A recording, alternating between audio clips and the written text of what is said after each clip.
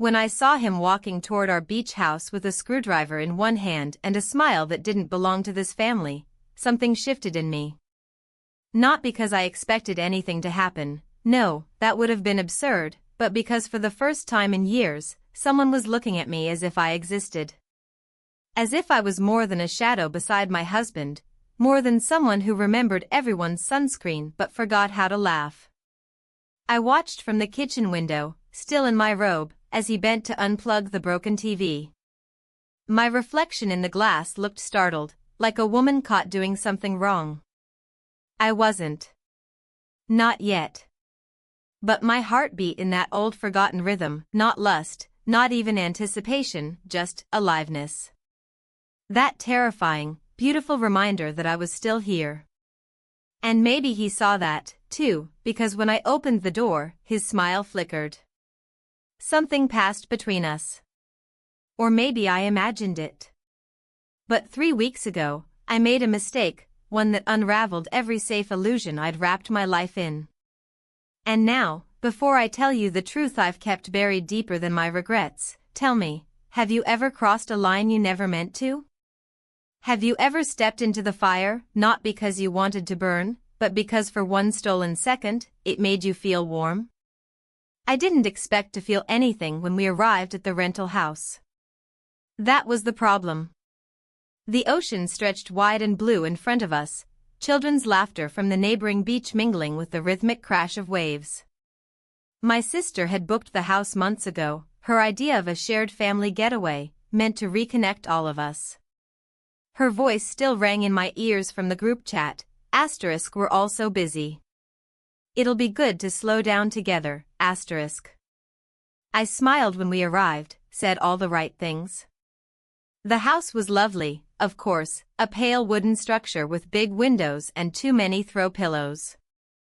I watched my sister's kids race up the stairs and my husband carry in our bags, phone already glued to his palm. Nothing was wrong. Not on the surface. But that's what gets you. We'd been married for over 20 years, my husband and I. He still paid the bills on time, still poured me coffee in the mornings. But somewhere between birthday dinners and silent car rides, we had stopped being us. He didn't hurt me. He didn't cheat. He just stopped seeing me. And maybe that's worse, in a quiet way. I'd stopped seeing myself too. That first day passed in a blur of beach towels and unpacking. I helped my niece with her sunscreen, listened to my sister talk about her garden, and nodded at my husband when he asked if I wanted wine. I did. I always did now. But I didn't drink it. Later that evening, when the sun dipped behind the water and the sky turned that impossible pink, the television blinked twice and died. My sister groaned. Not again. The remote's fine, it's the box. Her husband, tall and tanned, always with a tool in hand, stood and said, I'll take a look. Probably just a loose cable. I offered to help without thinking. There's a flashlight in the kitchen drawer. That was the first time we were alone. He followed me inside, still fiddling with the remote. The house felt warmer than it should have, even with the windows open. I found the flashlight, handed it to him, and turned to leave, but he stopped me. Wait, he said, smiling. You don't mind holding the light for a second? I didn't. He crouched behind the console, hands working with practiced ease, and I stood awkwardly above him, flashlight wobbling slightly. You know, he said, glancing up at me, this would be easier if I had one of those headlamps. I laughed. Not a loud one. Just a small sound that surprised me with how real it felt. You're better than most repairmen, I said. He grinned. Don't tell my wife. She still thinks I'm useless. We shared a look. Just a second too long. The television blinked to life, screen glowing. There you go, he said, standing. He was closer than I expected. Not inappropriately close, just close enough that I noticed the flecks of green in his eyes. Thanks, I murmured. He nodded and walked out of the room. Nothing happened. But something had changed. That night, I couldn't sleep. My husband lay beside me, mouth slightly open, breathing steady. I watched the ceiling fan spin and thought about how long it had been since anyone asked me something as simple as what I wanted to watch on TV. Not that I blamed him. Not really. People change. Needs shift. But there's a certain kind of loneliness that creeps in when you realize you've become invisible. And worse, that you accepted it. The next morning, I found myself putting on a dress I hadn't worn in years. Not because I wanted to impress anyone. Just because I remembered what it felt like to like myself in it. We had breakfast on the porch, the whole extended family, and the conversations floated around me like soft static. My sister teased her husband about his tech genius, and he winked at her over his coffee. I looked away. After breakfast, I offered to clean up. No one argued. It was easier that way, me, in the kitchen, alone with dishes and silence. He came in with a stack of plates. You always do the cleanup, he asked. Comes with being the quiet one, I said, not looking at him. You don't seem quiet, he said gently. Just tired. I didn't answer. He placed the plates beside the sink, but didn't leave. There are moments in life that pass unnoticed, and others that echo. That was one of the latter. I'm sorry, he said finally. If that was out of line. It wasn't. He nodded once. And then he left. The screen door creaked behind him, and I was alone again. But the quiet felt different now. Like it had been broken. The following morning started with the slow shuffle of slippers on tile and the familiar clink of coffee cups. I stood in the kitchen, watching the steam rise from my mug, trying to focus on the comfort of routine. Outside the window, the sky was overcast, and the beach looked deserted except for a few early walkers and a distant child dragging a bright red bucket. My sister breezed in, still glowing from sleep, hair messy in a way that made her look carefree rather than unkempt. She chatted about the day's plans, a trip to the outdoor market, maybe a walk along the cliffside if the weather held. I nodded, made polite noises. But I wasn't listening. I kept replaying the moment in the kitchen from the day before, the tone of his voice, the way he stood just close enough to make me feel like a person again, not just someone's wife, someone's sister. Later, as everyone prepared for the day, the television blinked again. This time, the screen was blue, frozen mid-menu. My sister groaned in frustration. Again, she said, throwing her hands up. I swear, this house has the worst luck with electronics. Her husband stood from the couch, casually brushing crumbs from his shirt. I'll take another look, he said. And just like that, the tension returned. I didn't follow him immediately. I waited in the hallway, pretending to organize the kitchen drawers, willing myself to ignore the flutter that had taken up residence somewhere between my stomach and my chest. When I finally walked into the living room, he was on his knees, fiddling with the cords behind the entertainment console. He didn't look up at first. I stood near the window, arms crossed, pretending to admire the view. You don't have to hover, he said eventually, without turning. I smiled, though he couldn't see it. I wasn't. Sure. He sat back on his heels, looking at the screen. It remained stubbornly frozen. I think the HDMI cable's shot. Do you guys use this thing much? Not really. He glanced at me then, briefly. His expression unreadable. We didn't speak for a moment. The only sounds were the ticking of the wall clock and the faint hum of the refrigerator. You seemed quiet yesterday, he said at last. I shrugged. I'm always quiet. He stood up and dusted off his palms. No. Not always. Before I could respond, the front door burst open and my sister called out, asking where the kids had left the sunscreen. The moment broke like a thread pulled too tight.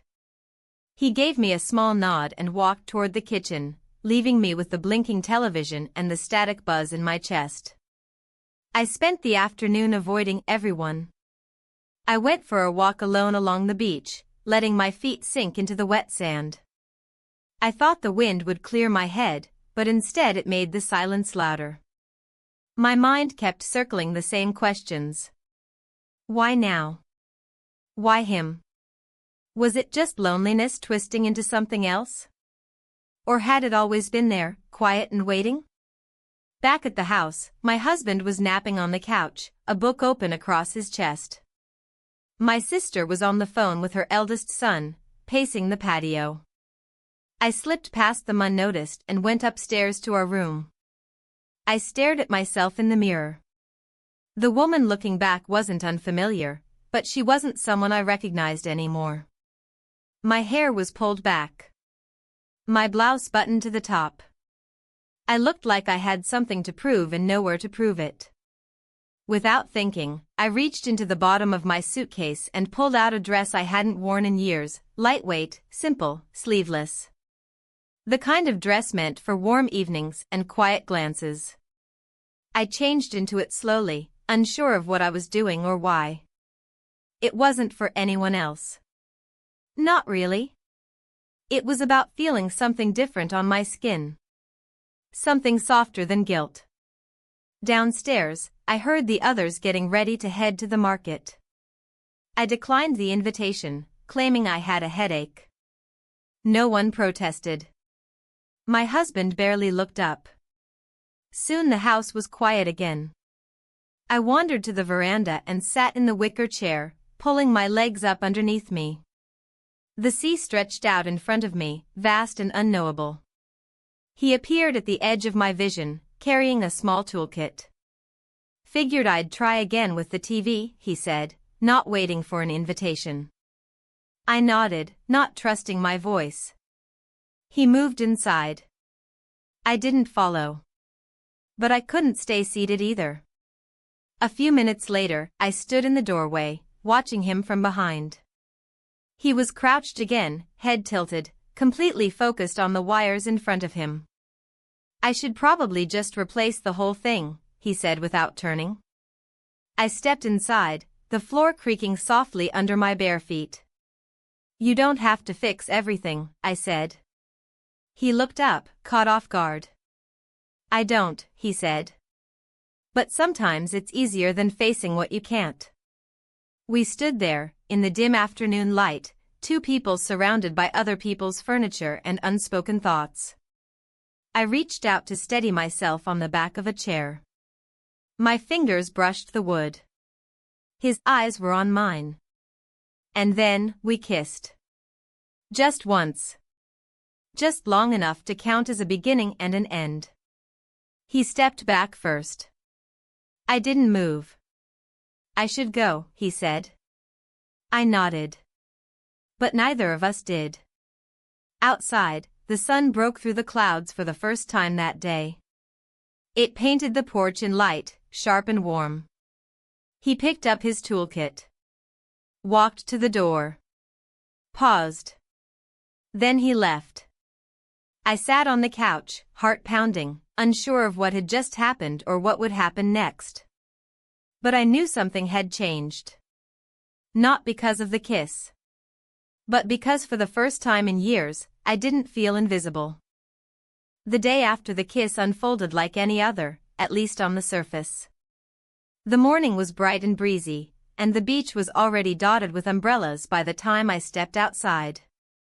The air smelled of sunscreen, salt, and faintly of oranges. Someone was peeling one nearby. I sat on the porch with my coffee, legs curled under me, listening to the muffled sounds of my family drifting through the open windows. I kept looking for signs, something in the way people moved, something in their voices, as if the kiss had been broadcast across the sky like a warning flare. But there was nothing.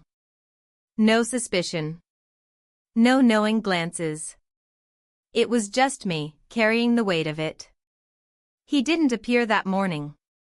I thought he might, maybe to finish fixing the television or to pretend to find a tool he left behind. But the hours stretched on, slow and quiet, and he didn't come. In the early afternoon, my sister suggested a family walk. She wanted to explore a nearby path that hugged the coastline. My husband declined. He claimed a headache and stretched out on the living room couch with the fan humming beside him. I hesitated but agreed to go. I needed to move. To get out of my own head. The trail was beautiful. Sea cliffs dropped dramatically into white foam, and wildflowers grew in defiant little bursts along the rocks. My sister was full of energy, pointing things out, snapping pictures with her phone. Her husband walked a few paces behind us, quiet as usual. I avoided looking at him. At one point, we stopped at a lookout point. The ocean stretched endlessly in front of us.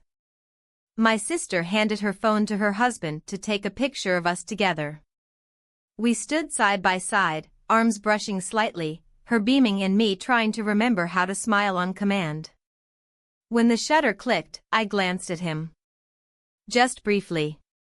His expression was neutral, but his eyes lingered too long before he handed the phone back. The rest of the walk passed without incident. Back at the house, I escaped to my room. I closed the door softly and sat on the edge of the bed, fingers pressing into my temples. The room felt too warm.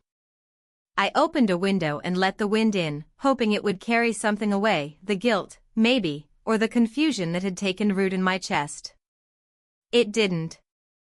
That night, I couldn't sleep. Again. The others had gone to bed early. After dinner, we'd all retreated into our own corners, each with a book or a screen or a glass of wine.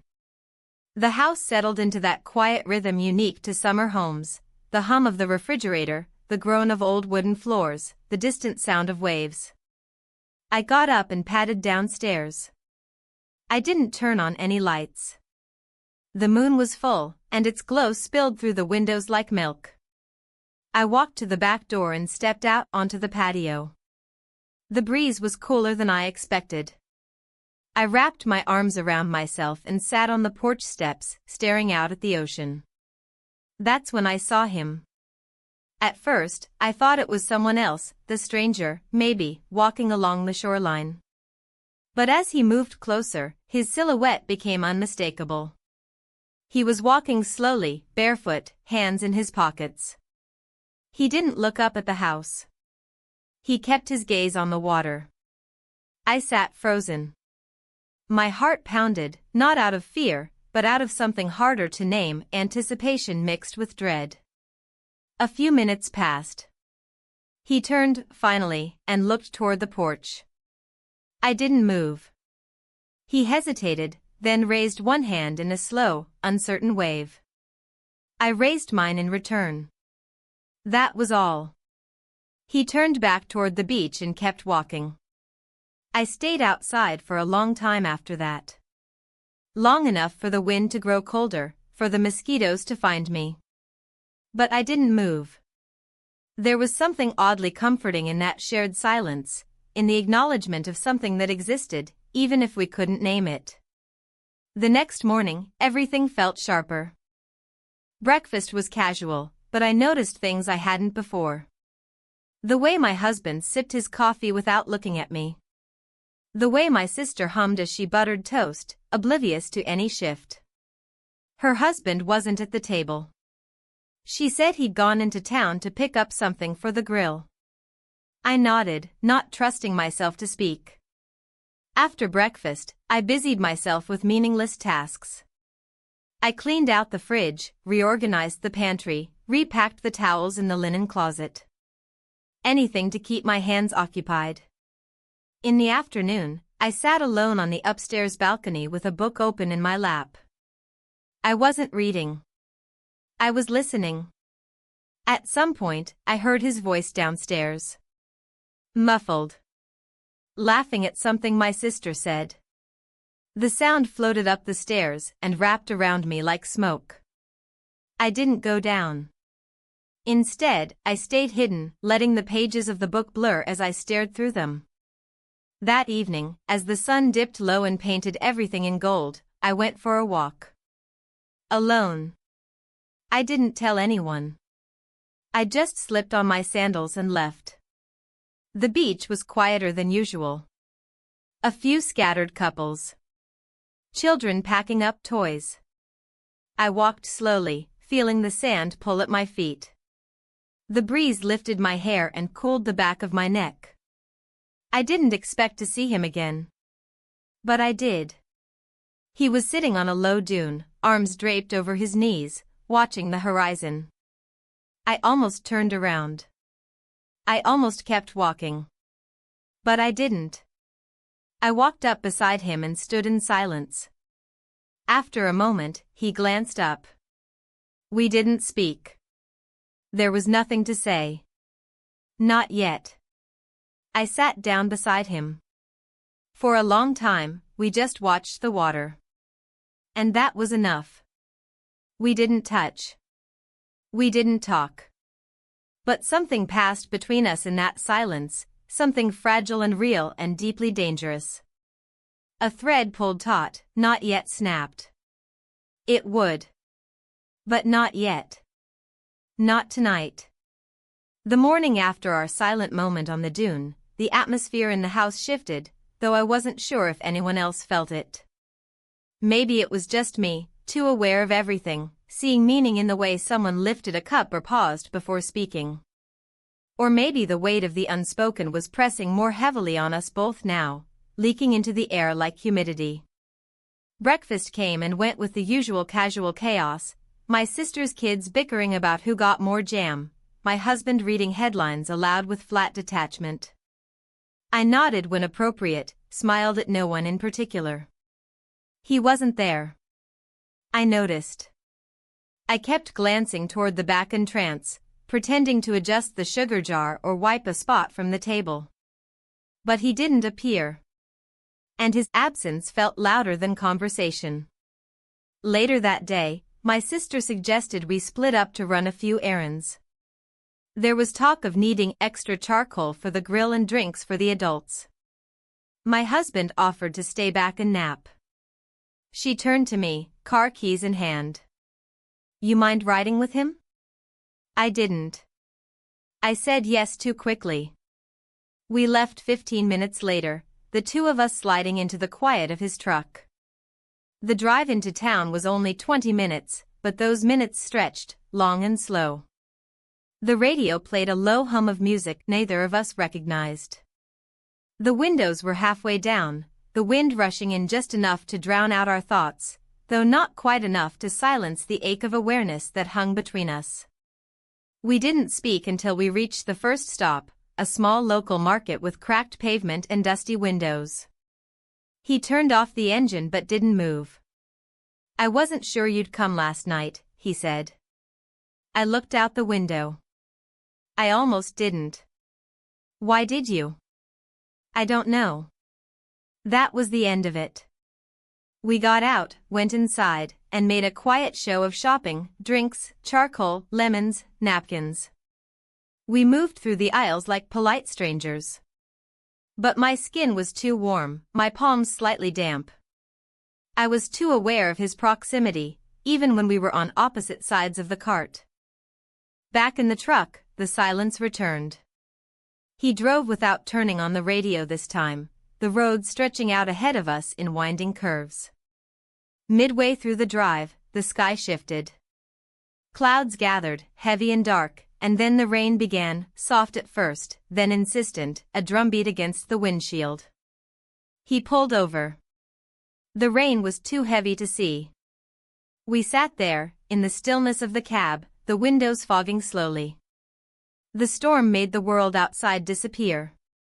We were suspended in a bubble, not moving forward, not turning back. I stared at the blur beyond the glass, the silhouettes of trees bending in the wind. I don't know what we're doing, I said quietly. Neither do I. He didn't look at me when he said it. But something's happening, I added. He nodded, once.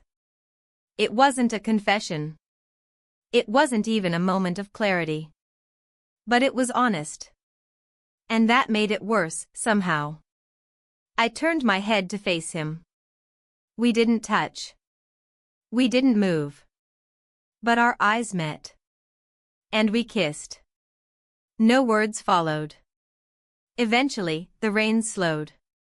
He started the engine, and we drove back in silence. When we returned, the house was still. The others hadn't noticed the time. Or if they had, they didn't ask questions. I carried the bags into the kitchen and lined them up on the counter like normal. My sister came in, commented on the weather, thanked us. No one knew. But I felt the shift inside me, something tilting, something fragile and irreversible. That evening, my husband asked how the trip into town was. I told him it was fine. I mentioned the rain, the bad roads. He nodded, not really listening, already half asleep in his chair. I watched him for a while after that. He wasn't a cruel man. He wasn't even inattentive in a deliberate way. He was simply not present. Not anymore.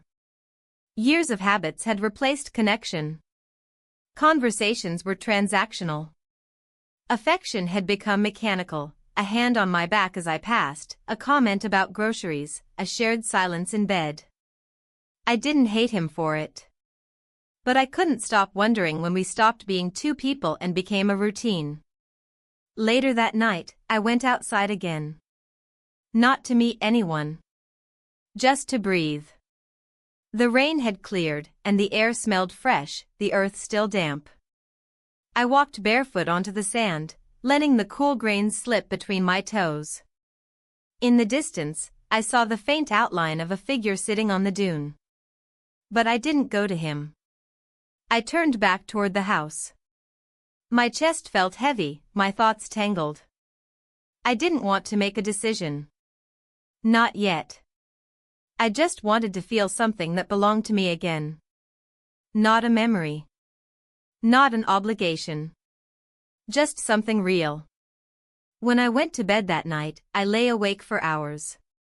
My husband was already asleep, breathing slow and even.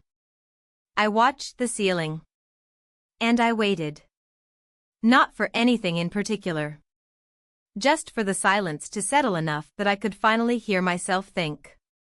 The days after the rain blurred together in that strange, quiet rhythm of vacation life, meals shared but rarely savored. Conversations that skimmed the surface without ever diving in. I found myself observing more than participating. My body went through the motions, pouring coffee, folding towels, applying sunscreen. But my mind remained elsewhere, suspended in the tension that lived in every unsaid thing between us. I kept waiting for a shift, for the moment when someone would pull me aside, a knowing glance in their eyes, and say they saw through me. But that moment never came. Everyone went on as usual, as if the earth hadn't shifted beneath my feet, as if I wasn't walking a tightrope between my life and something far more fragile. He didn't speak to me for 2 days. Not really. Not directly. We were careful. Almost surgical. We existed in the same spaces, passing one another in the hallway, brushing past in the kitchen, but always with a deliberate distance.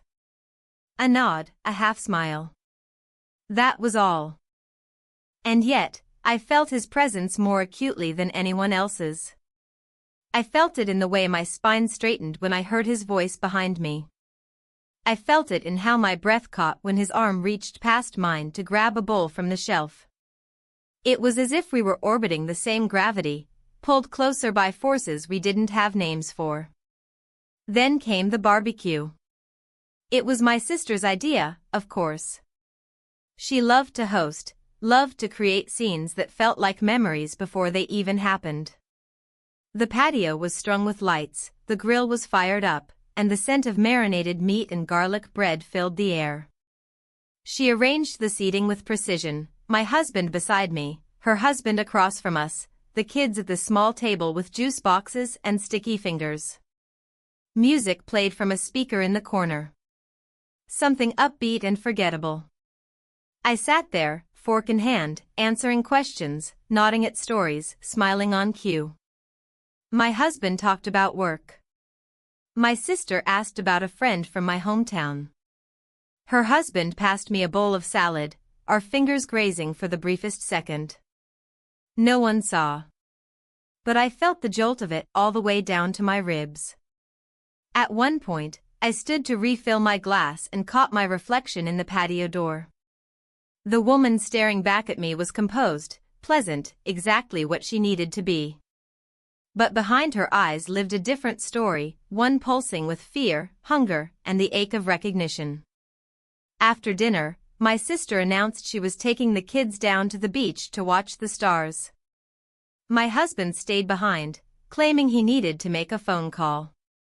I walked down with the group, half listening as my niece recited facts about constellations she'd read in a book. The sky was clear and full, a perfect canvas for childhood wonder. I didn't look at the stars. I watched the house behind us, the windows glowing warmly, silhouettes moving inside. I couldn't tell if he was watching too. Later, after the children had been tucked into bed and my sister wandered off to shower, I found myself standing in the hallway outside the guest rooms. He was there. We said nothing. I don't know what I expected. An apology? A question? A denial? Instead, he opened the door to the storage room, a space no one used. A place between places. He stepped inside and waited. I followed. The air was still, the kind of silence that seemed to hold its breath. A small lamp in the corner cast everything in a soft, amber glow. We stood facing each other, no more than 3 feet apart. "I can't think when you're near me," I whispered. He didn't answer. We shouldn't have kissed. Still, he was silent. But he didn't move away. And neither did I. We didn't touch. Not then. Not yet. But the distance between us felt unbearable. I don't know how long we stood there. Minutes? Hours? Time folded in on itself, like fabric in a drawer, soft and unnoticed. Eventually, I stepped back. I opened the door and left. The hallway was empty. No footsteps. No questions. I went to my room and sat on the edge of the bed. My husband was already asleep, one arm draped over his chest. The lamp beside him still glowed faintly. I stared at him for a long time. And I felt nothing. Not anger. Not tenderness. Just the weight of too many years between us. I slipped out of my dress and stood in the middle of the room, letting the silence wrap around me.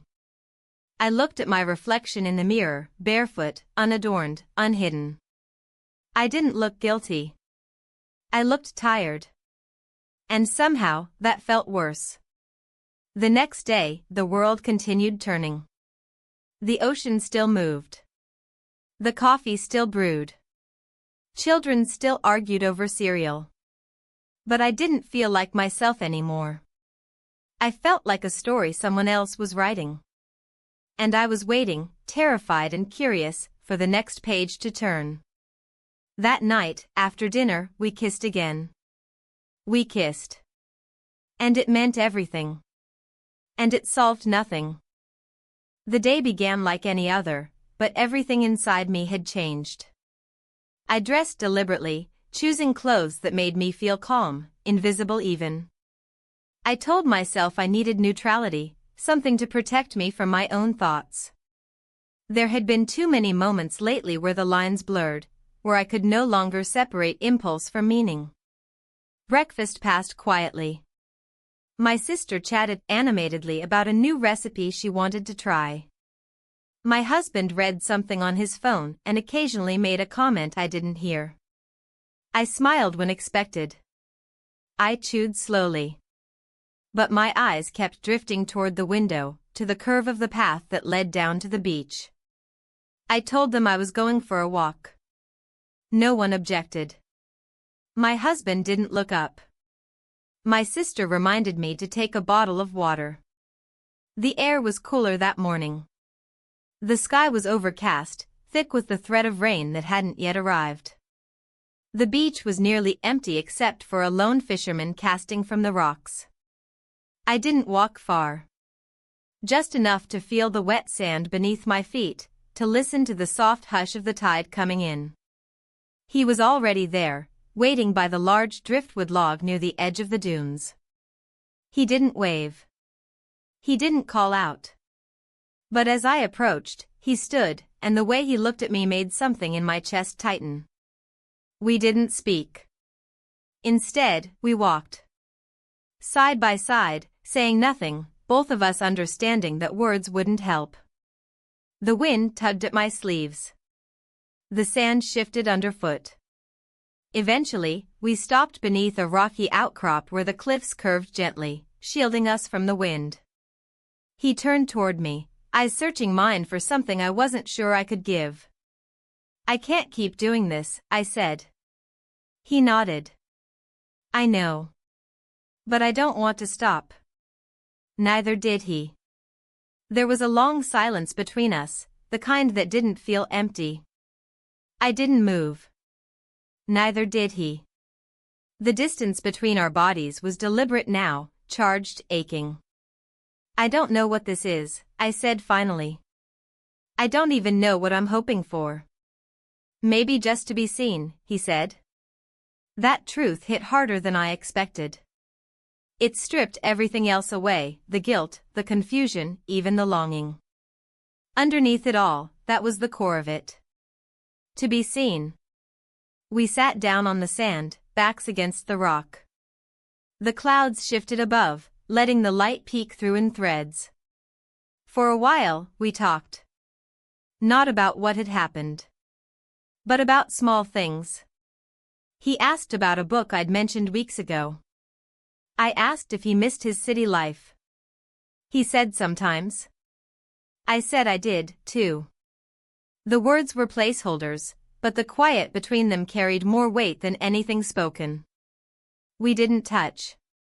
We didn't kiss. But something inside me moved. I felt steadier afterward. Not clearer, exactly. But more present. Back at the house, the afternoon passed uneventfully. My husband napped. My sister baked something sweet, filling the kitchen with warmth and cinnamon. The kids played outside, their voices rising and falling like waves.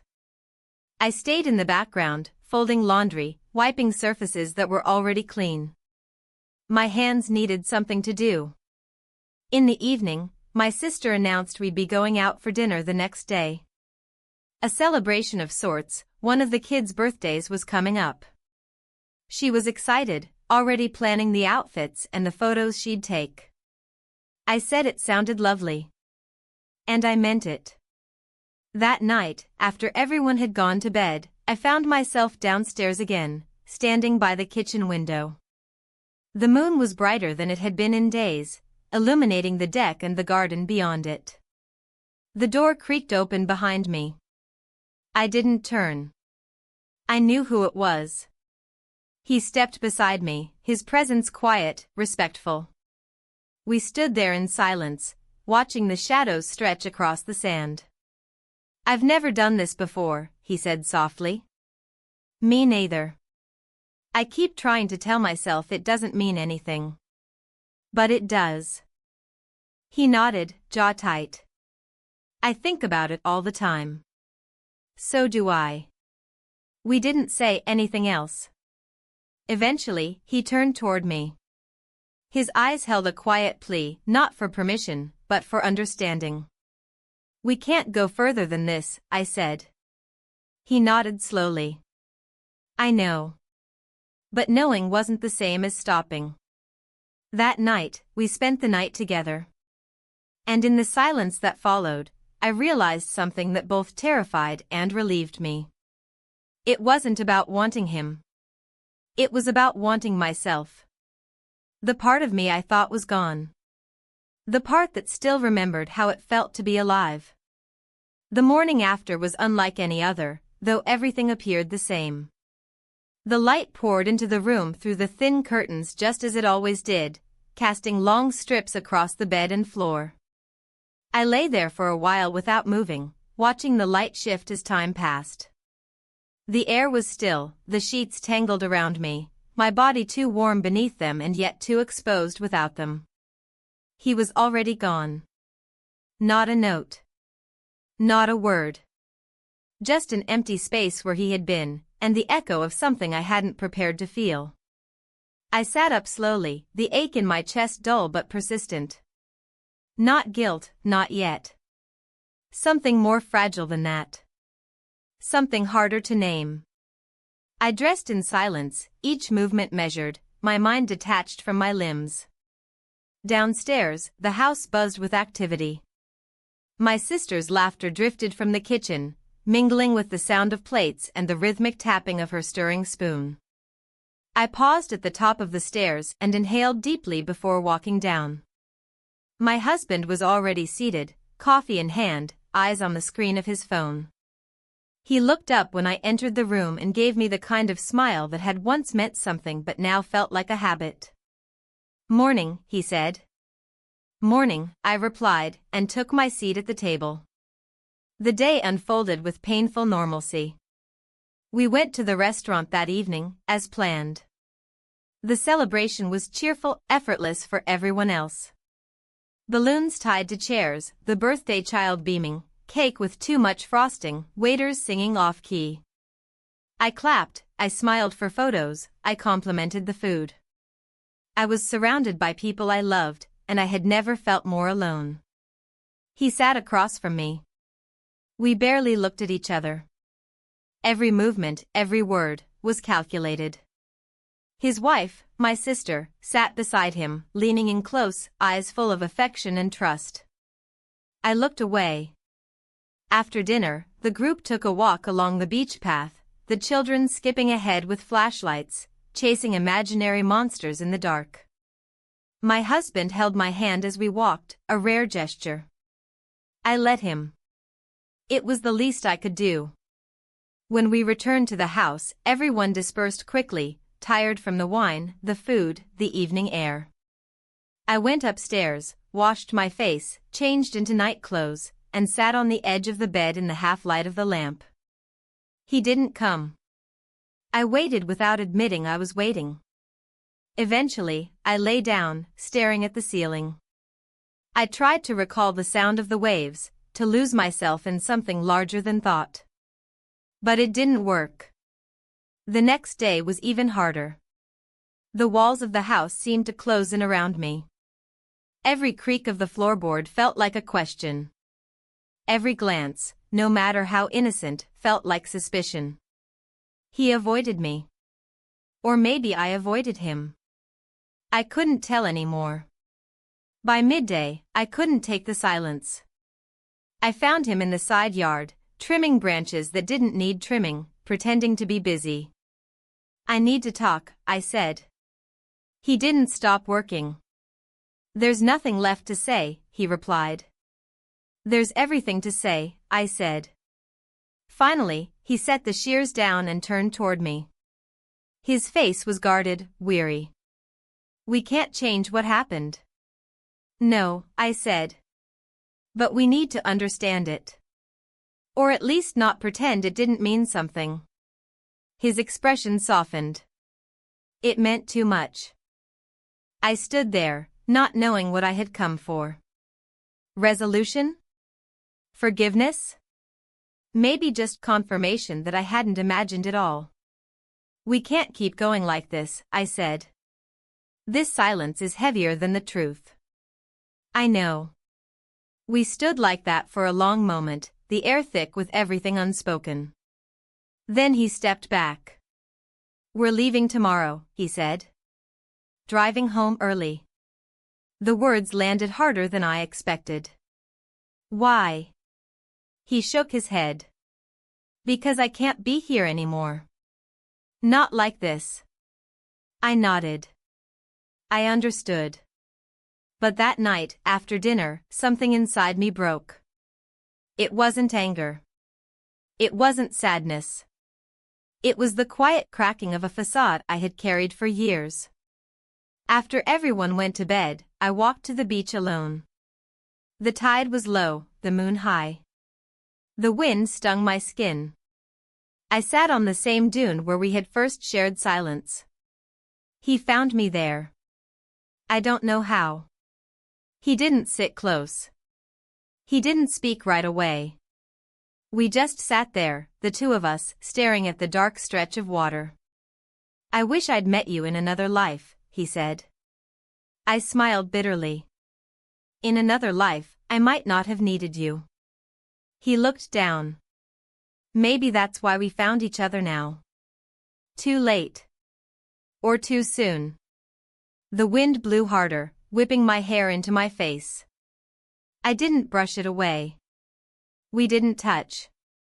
We didn't kiss. We just sat there, letting the sea fill the silence. When I finally stood, he did too. We didn't say goodbye. We didn't need to. I walked back to the house alone. And for the first time in weeks, I didn't look over my shoulder. The house was quieter the next morning, though no one seemed to notice. It was the kind of quiet that didn't come from peace but from the absence of something unspoken. Conversations still happened. Breakfast was still made. The children still shouted and argued over board games. But underneath the rhythm of normalcy was an eerie sense of withdrawal, like everyone had agreed, without saying it, to leave certain truths untouched. He and his family were already packing when I stepped outside. Suitcases lined up neatly by the car. My sister moved briskly, issuing instructions to the kids, checking her list twice. She smiled in my direction when she noticed me on the porch. "Getting an early start," she said. I nodded. "Makes sense. Long drive."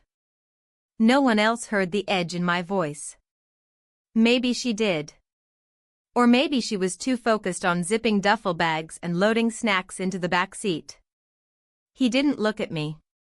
Not once. I kept my face composed, hands wrapped tightly around the mug I wasn't drinking from. I watched them go through the motions of departure like it was any other vacation. Like this wasn't the unraveling of something we couldn't name. When the car finally pulled out of the driveway, my heart didn't break the way I expected it to. It simply felt tired. The door closed behind me, and I stood in the kitchen with the silence pressing against my back. My husband asked what time we were leaving tomorrow. I told him I didn't know yet. He didn't press. I went through the rest of the day mechanically.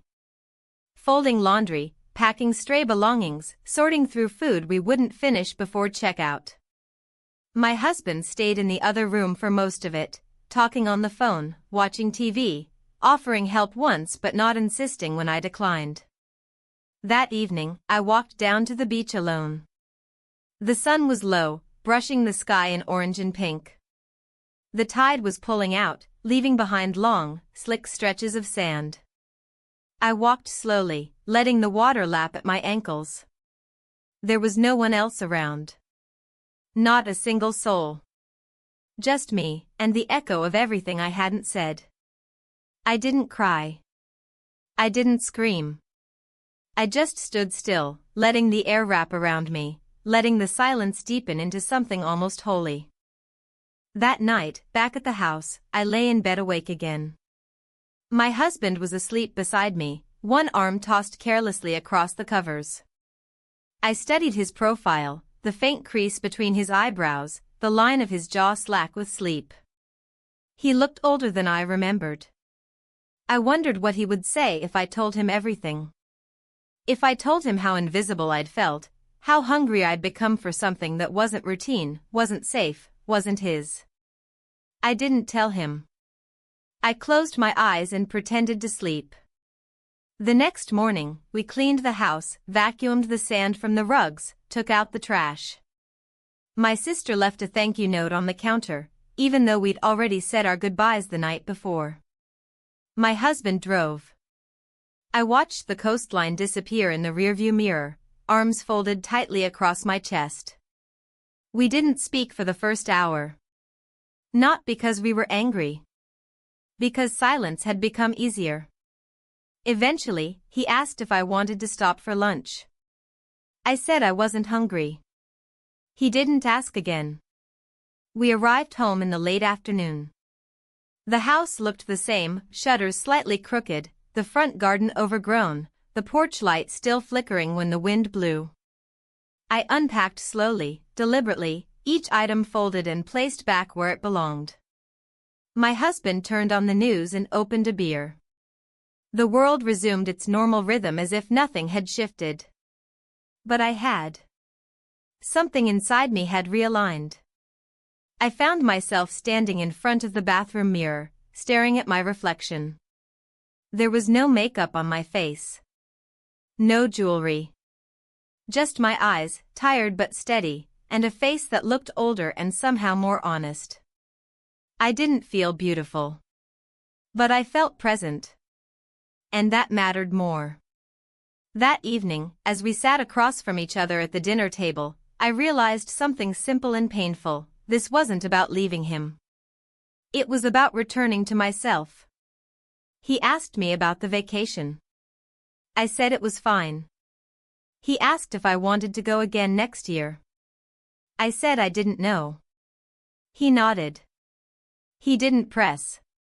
Later that night, after the dishes were washed and the house settled into its usual hush, I sat by the window in the living room and watched the streetlights flicker on.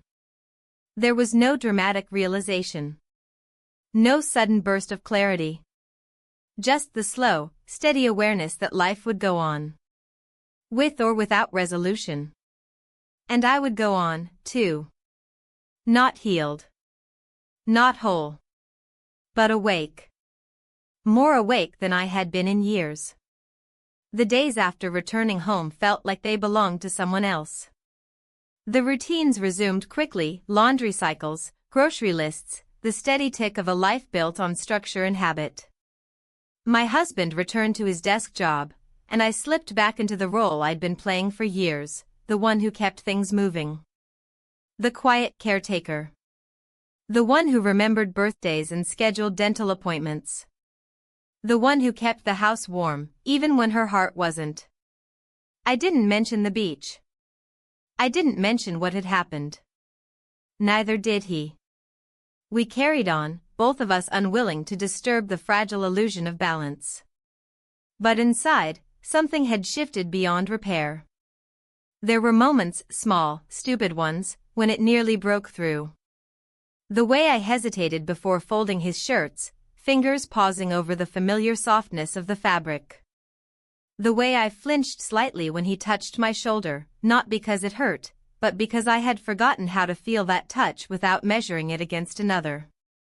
I tried to distract myself. I deep cleaned the kitchen. I reorganized the hall closet. I called my sister and asked how the kids were adjusting after the trip. She said they were fine, tired, but happy. She talked for a while about plans for the holidays, about maybe doing another family trip next year, somewhere new. I said it sounded lovely. I told her I missed her. She didn't know. Of course she didn't. And yet, her voice had a certain edge to it, as though she was weighing something behind every word. Or maybe I was imagining it. Maybe guilt rewrote every interaction. A week passed before I saw him again.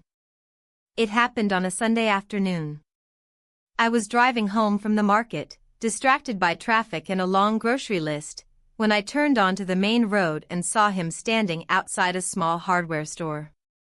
He was alone. Browsing through something on a shelf by the window. I didn't stop. I didn't even slow down. But for a moment, just long enough to take a breath, I let myself look at him. He didn't see me. Or maybe he did, and chose not to react. I drove past, hands gripping the steering wheel tighter than necessary.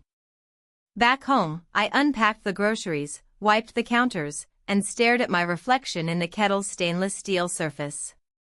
My face looked tired. My shoulders drawn. I thought of the last night at the beach. How the air had felt against my skin. How the silence between us had said more than any apology could. Later that evening, I stood in front of my closet, unsure what to wear. Not because we had anywhere to go, my husband and I were just staying in, but because I didn't know who I was dressing for anymore. Myself? Him? No one? I chose a sweater I hadn't worn in years. It smelled faintly of cedar and something older, something like memory. At dinner, we ate in near silence. My husband asked how my day was. I told him it was fine. He mentioned his work schedule for the week. I nodded. Said I'd add a few things to the calendar. Everything was polite. Measured. But underneath it all, I could feel something building. After the dishes were cleared, we sat in the living room. The television played softly. I stared at the screen but didn't follow the story.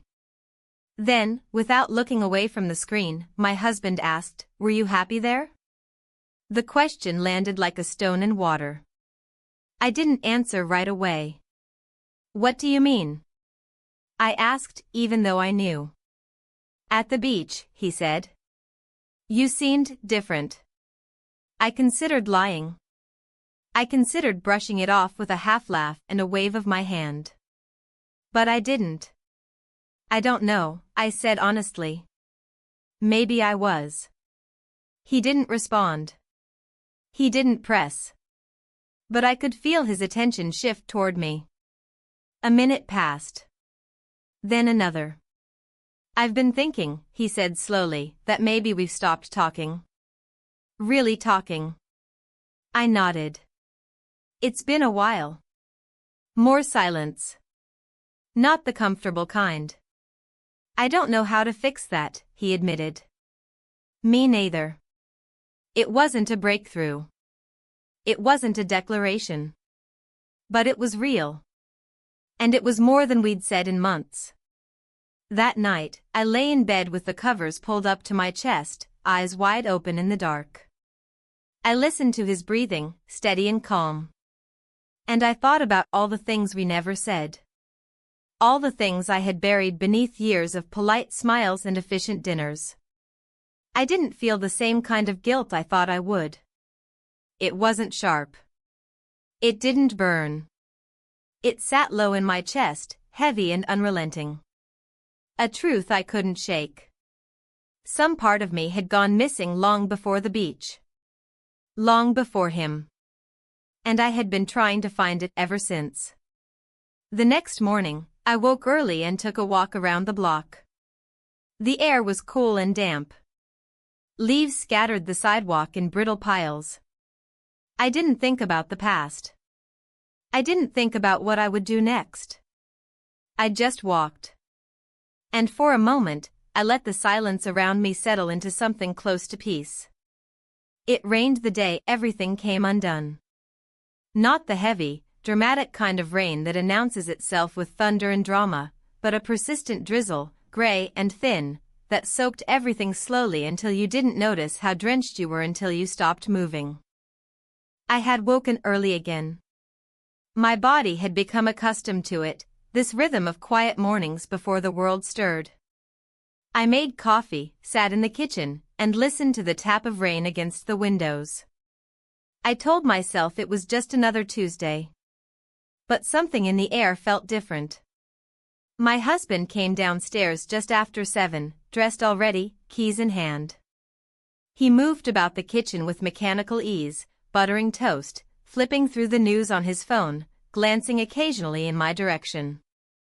"We need to talk tonight," he said, his voice neutral. I looked up. He wasn't angry. Just resolute. "Okay," I said. And that was it.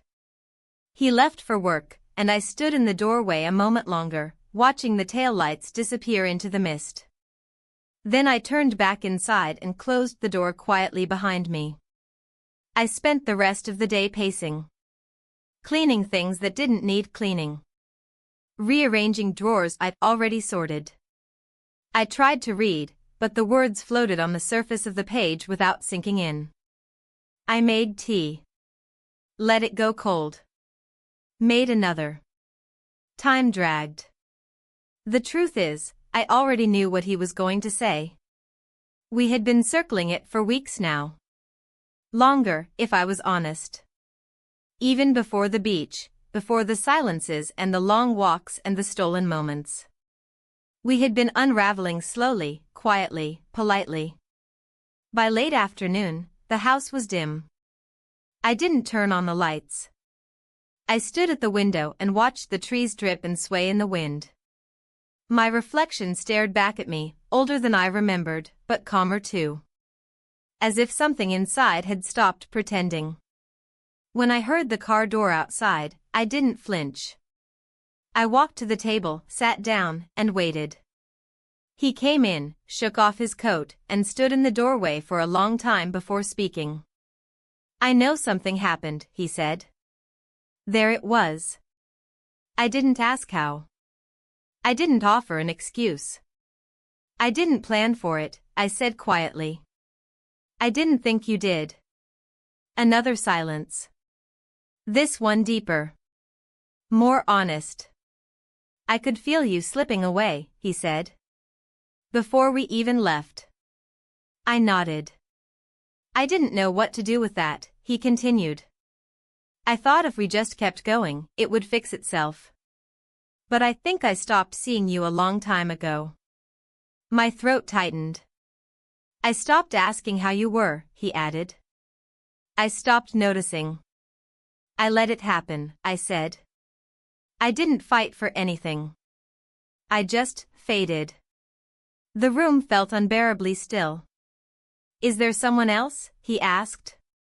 "There was," I said. "But it's over." "Was it serious?" I paused. "No. But it mattered." He nodded slowly, processing it, trying to swallow something too large to hold. We sat like that for a long time. Eventually, he leaned back in the chair and closed his eyes. "I don't know what this means for us," he said. "I don't either.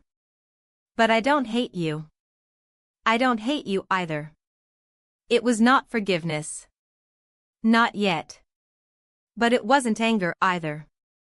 Just truth. And weariness. We didn't talk much more that evening. We didn't argue. We didn't accuse. We moved carefully, like people walking through a room full of broken glass. He went to bed early. I stayed downstairs. I needed the quiet. The next morning, he packed a small bag and said he would stay with a friend for a few days. I didn't ask questions. I didn't beg him to stay. After he left, I sat in the kitchen for a long time. The rain had stopped, but the sky was still overcast. My phone buzzed once, and I saw a message from my sister. "Hope you're doing okay. Thinking of you, ****. I didn't reply right away. I didn't know what I would say. Instead, I walked outside, letting the wet air cling to my skin. The neighborhood was quiet. A few cars passed. Birds called somewhere high above. I wandered without purpose, down side streets and alleys I hadn't walked in years. Every step felt like shedding something. Guilt. Pretending. Silence. Eventually, I found myself standing at the small neighborhood park. Empty swings swayed slightly in the breeze. A bench beneath a maple tree waited like it had been expecting me. I sat.